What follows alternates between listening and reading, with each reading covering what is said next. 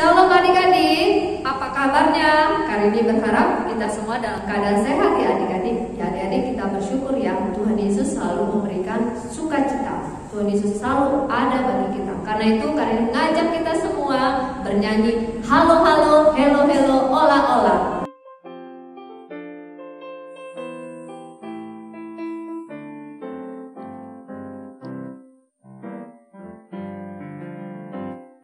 Halo, halo, hello, hello, ola, ola. Apa kabarmu, cucu, cucu? Halo, halo, hello, hello, ola, ola. Apa kabarmu? Semuanya senang, semua bersuka, sebab selalu ada Yesus. Jangan kamu sedih, jangan kamu susah, sebab Yesus besertamu. Halo, halo, halo, hello, ola, ola. Apa kabarmu, cucu, cucu? Halo, halo, hello, hello, ola, ola. Apa kabarmu? Semuanya senang, semua bersuka, sebab selalu ada Yesus. Jangan kamu sedih, jangan kamu susah, sebab Yesus besertamu. Ya, adik-adik, kita mohon pimpinan Roh Kudus untuk memimpin kita dalam ibadah. Mari lipat tangan, tutup mata, kita berdoa kepada Tuhan Yesus. Tuhan Yesus, terima kasih buat hari ini yang Tuhan anugerahkan bagi kami. Terima kasih Tuhan juga telah menjaga kami, melindungi kami tiap-tiap hari. Hari ini kami sangat bersyukur kami boleh beribadah kepada Tuhan. Kami mau siapkan hati kami untuk beribadah kepada Tuhan. Kami mohon pimpinan Roh Kudus memimpin ibadah kami dari awal, tengah hingga akhirnya. Berikanlah hati bagi kami sungguh-sungguh bersukacita memuji muliakan nama-Mu. Ini doa kami dalam nama Yesus Kristus kami sudah berdoa dan mengucap syukur. Haleluya. Amin. Ya adik-adik, Tuhan Yesus telah memberkati kita semua dan memberkati papa mama. Sebagai rasa syukur kita akan memberikan persembahan. Adik-adik bisa menyiapkan uang persembahannya, taruh di amplop dan bisa kirim ke gereja ya adik-adik. Namun sebelumnya kita mau berdoa, lipat tangan, tutup mata, kita berdoa untuk persembahan. Mari kita berdoa. Tuhan Yesus, terima kasih buat hari ini yang Tuhan anugerahkan bagi kami. Terima kasih Tuhan juga telah memberkati papa mama dan memberkati kami tiap-tiap hari. Sebagai rasa syukur kami akan berikan persembahan dengan penuh sukacita. Tuhan terimalah persembahan kami dan Tuhan juga memberkati pelayanan gereja kami. Terima kasih Tuhan, ini doa kami dalam nama Tuhan Yesus Kristus kami sudah berdoa dan mengucap syukur. Ya, sambil memberikan persembahan kita mau angkat lagu pujian tok tok tok Yesus mengetuk pintu.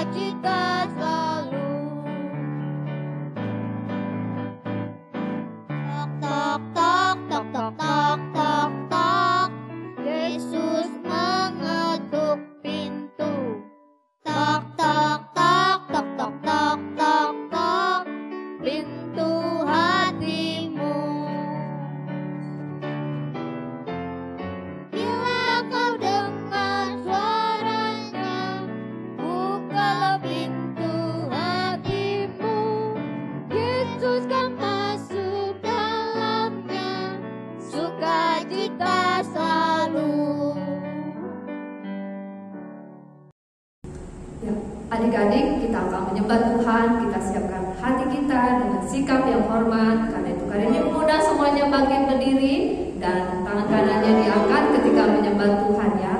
Kita mau menyembah Tuhan, kita mau bernyanyi Ku Beri Kemuliaan.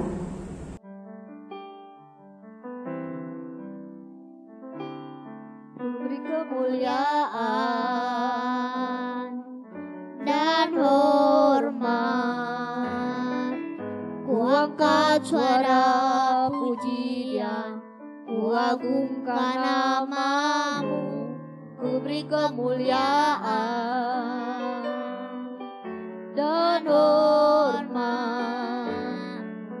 Ku angkat suara pujian, ku agungkan namamu, sebab kau besar, perbuatanmu ajaib, tiada seperti Engkau,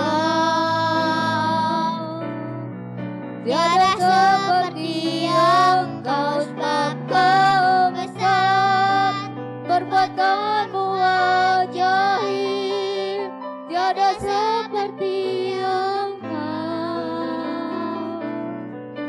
tiada seperti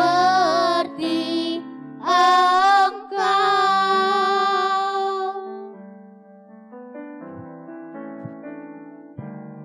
Ku beri kemuliaan dan hormat, ku angkat suara pujian, ku agungkan namamu, ku beri kemuliaan dan hormat. Ku angkat suara pujian, ku agungkan namamu, sebab kau besar, perbuatanmu ajaib, tiada seperti Engkau, tiada seperti Engkau, sebab kau besar, perbuatanmu ajaib, tiada seperti Engkau, tiada seperti Engkau. Ya adik-adik, dalam sikap doa kita mau menyembah Tuhan. Mari kita berdoa. Tuhan, kami meninggikan Engkau, memuliakan Engkau. Kami memberikan pujian penyembahan kami kepada Tuhan. Engkau Allah yang mengasihi kami, yang memberkati kami, yang selalu ada bagi kami, Allah yang memberikan pengampunan kepada kami, Allah yang menyelamatkan hidup kami. Engkaulah juru selamat kami. Kami meninggikan Engkau, memuji Engkau, memuliakan Engkau. Segala puji, hormat, syukur hanya bagi-Mu Bapa. Inilah penyembahan kami, dalam nama Yesus Kristus kami sudah berdoa dan menyembah Engkau. Haleluya. Amin. Ya, adik-adik, sebentar lagi adik-adik akan mendengarkan firman Tuhan di kelas masing-masing dan diajar oleh guru masing-masing. Siapkan hati ya untuk mendengarkan firman Tuhan, jangan lupa Alkitabnya. Selamat mendengarkan firman Tuhan, Tuhan Yesus memberkati. Shalom adik-adik, apa kabar? Kakak harap semuanya sehat-sehat di rumah. Dan hari ini kita akan mendengarkan firman Tuhan. Namun sebelum mendengarkan firman Tuhan, mari kita lipat tangan, tutup mata. Kita mau berdoa sama-sama ya adik-adik. Mari kita berdoa. Tuhan Yesus Allah Bapa kami mengucap syukur oleh karena pada hari ini kami boleh beribadah kepada Tuhan. Dan pada hari ini kami boleh memuji-muliakan Tuhan. Dan sebentar lagi kami akan mendengarkan firman Tuhan. Allah menolong Kak Dadang yang akan menyampaikan firman Tuhan. Berikan hikmat kasih karunia Tuhan. Dan kiranya Allah juga memberkati untuk kami semua yang mendengarkan firman Tuhan. Allah menolong, Allah mengurapi. Terima kasih Tuhan, dalam nama Tuhan Yesus. Haleluya, amin. Hari ini Kak Dadang akan melanjutkan cerita tentang Lukas dan Anet bagian terakhir adik-adik. Penasaran nggak hasilnya atau ending ceritanya seperti apa? Nah, pada waktu itu masuk ke dalam musim dingin, di mana salju sudah mulai turun. Pada hari Minggu, Lukas, Anet, keluarga Anet pun pergi ke gereja, dan neneknya Anet juga pergi ke gereja. Pada waktu itu Pak Pendeta ada berfirman kepada jemaat yang hadir pada waktu itu. Pak Pendeta berfirman mengenai kelahiran Tuhan Yesus yang tidak mempunyai tempat di kamar. Akhirnya Tuhan Yesus harus lahir di mana adik-adik? Ya betul, di kandang domba. Nah, pada waktu itu Pak Pendeta juga bilang kepada seluruh jemaat pada waktu itu, kalau misalnya Tuhan Yesus mengetuk pintu bagi orang yang membukakan pintu hatinya, Tuhan Yesus akan masuk dan memberikan kesejahteraan atau damai sejahtera bagi orang itu. Nah, Anet pun berpikir dalam hatinya, aku mau Tuhan Yesus masuk ke dalam hatiku, tapi aku masih nyimpen dosa. Aku kan yang ngerusakin ukiran kuda dari Lukas. Kira-kira Tuhan Yesus mau gak ya masuk ke dalam hatiku? Dan pada keesokan harinya, dia pun ditanya sama neneknya, gimana cerita kemarin Anet mengenai yang disampaikan oleh Pak Pendeta? Lalu Anet pun bilang, aku ngerti Nek, tapi ada yang pengen aku tanyain sama nenek. Kalau misalnya ada orang yang ingin sekali Tuhan Yesus masuk ke dalam hatinya, tapi masih berbuat dosa atau masih menyimpan kesalahan atau menyimpan dosa, masih berbohong, kira-kira Tuhan Yesus mau nggak Nek untuk masuk ke dalam hati orang itu? Nah, nenek pun akhirnya memberikan perumpamaan. Nah, nenek bilang, kalau misalnya di kamar kamu gelap, kira-kira apa yang kamu lakukan supaya kamar kamu tidak gelap? Apakah kamu nunggu gelap itu terang sendiri tanpa harus melakukan sesuatu? Coba kamu jawab Anet. Anet bilang, pasti enggak Nek. Nah, pasti kamu ngelakuin apa Anet? Nah, Anet bilang, pasti aku buka jendela supaya sinar matahari bisa masuk ke dalam rumahku. Nenek akhirnya bilang, begitulah Tuhan Yesus. Ketika Tuhan Yesus masuk ke dalam hati kamu, hati kita, maka Tuhan Yesus akan menjadi terang dan Tuhan Yesus akan mendamaikan kita dengan dosa-dosa kita. Anet pun masih berpikir, dia masih takut adik-adik untuk mengakui dosanya atau kesalahannya kepada Lukas. Karena Anet semakin berpikir, Anet pun akhirnya, oke deh, aku ingin jalan-jalan aja di luar. Pada waktu itu adik-adik padahal turun salju, dan pada waktu itu cuacanya tidak bagus. Nah, Anet pun berjalan sampai di tempat yang licin. Anet tidak menyadari, akhirnya apa yang terjadi kepada Anet? Anet pun jatuh, dan pada waktu itu tidak ada orang yang lewat. Anet pun hanya bisa menangis dan berdoa sama Tuhan. Akhirnya Anet berdoa sama Tuhan, Tuhan tolong aku, kiranya Allah atau Tuhan menolong aku untuk mendatangkan seseorang yang dapat menolong aku. Pada waktu itu, pada waktu Anet berdoa, siapa yang datang adik-adik? Nah, dari kejauhan ada seorang laki-laki, itulah Lukas yang menolong Anet. Ketika Lukas mendengar suara Anet, Lukas pun menghampiri suara itu, dan benar ternyata Anet yang terjatuh. Lukas pun segera ingin menolong Anet. Nah, Lukas senang adik-adik karena Lukas bisa menolong Anet untuk menebus kesalahan-kesalahan yang dulu ya adik-adik. Lukas pun bilang, Anet kamu tunggu di sini ya, aku mau ambil seluncur untuk kita bisa pulang. Nah, Anet pun bilang, baik, oke Lukas, aku tunggu di sini.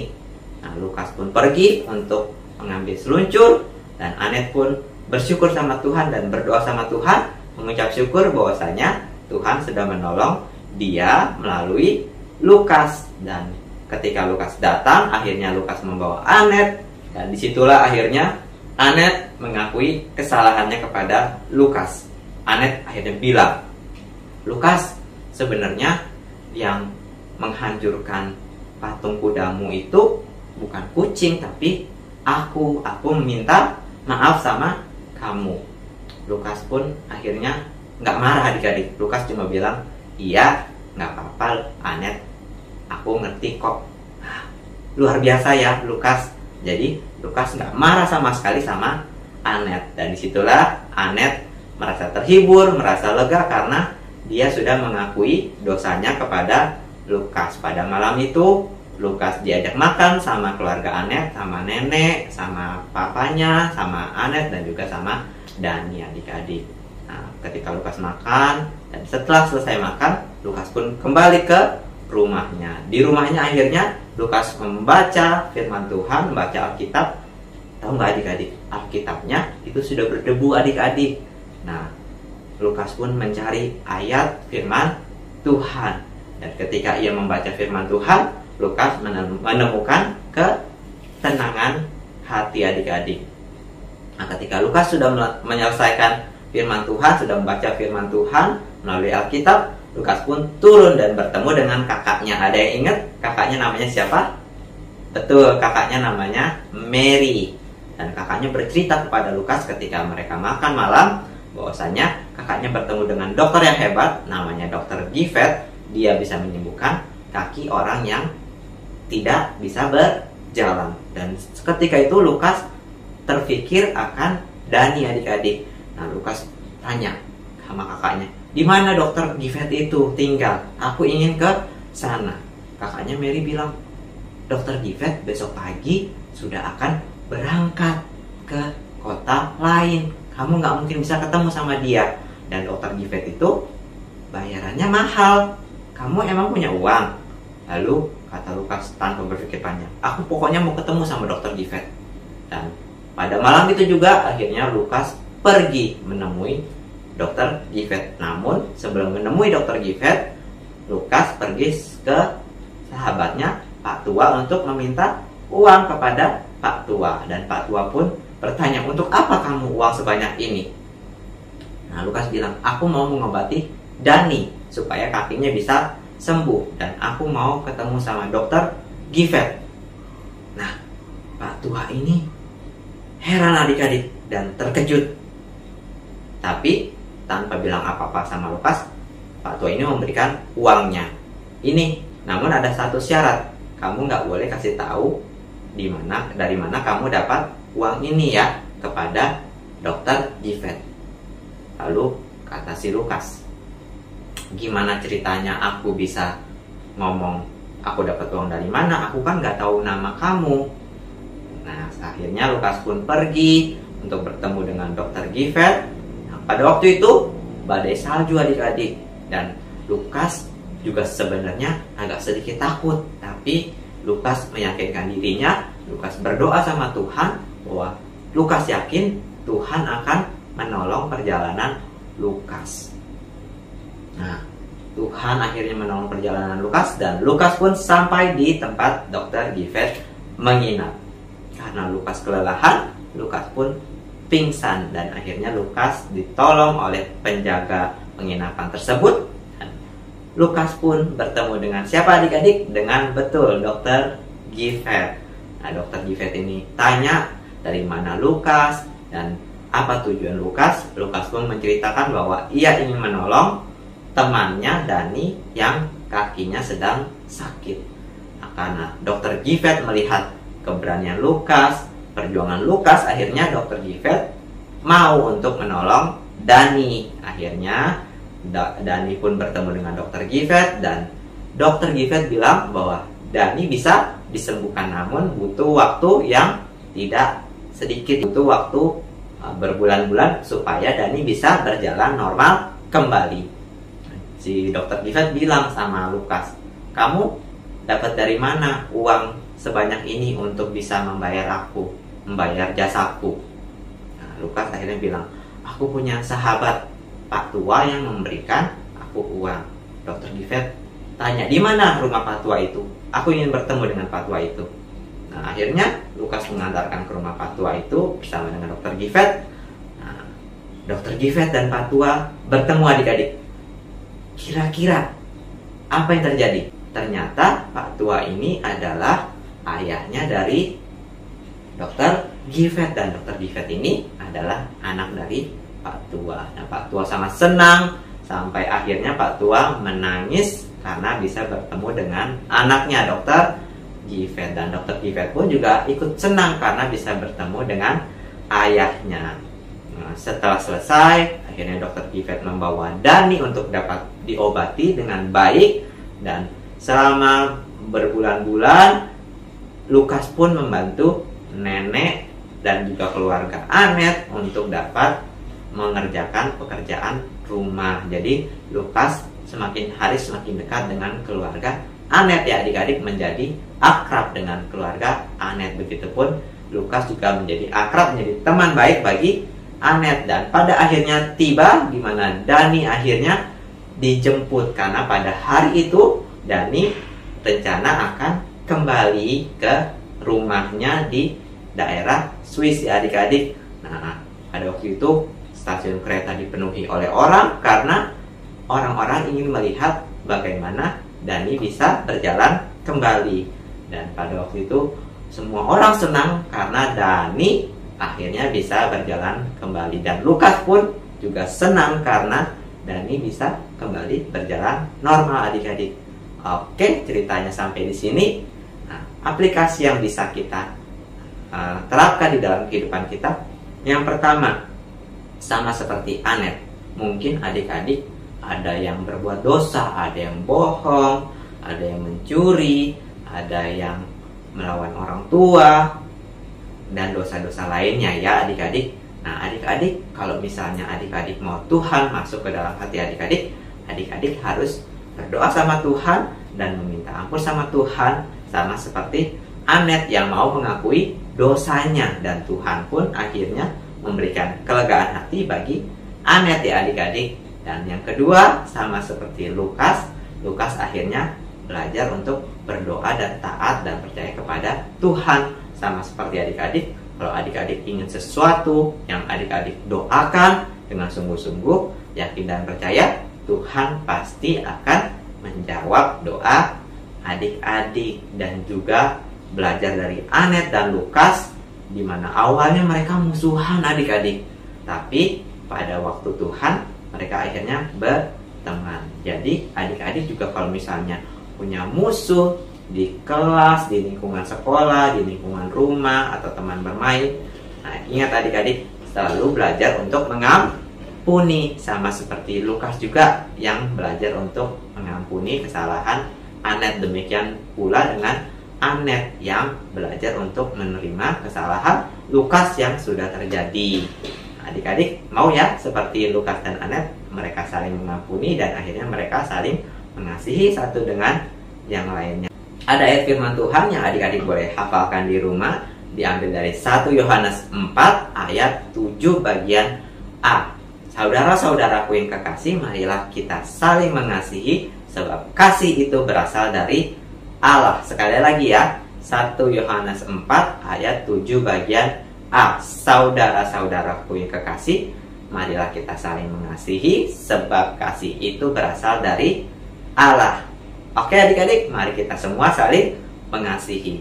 Tuhan Yesus memberkati adik-adik. Mari kita lipat tangan, tutup mata, kita mau berdoa.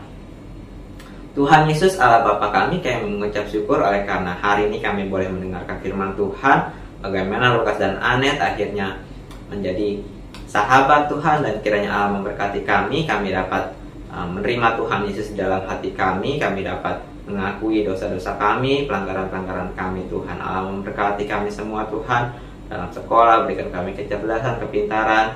Kiranya Allah memberkati Tuhan dalam masa-masa online ini.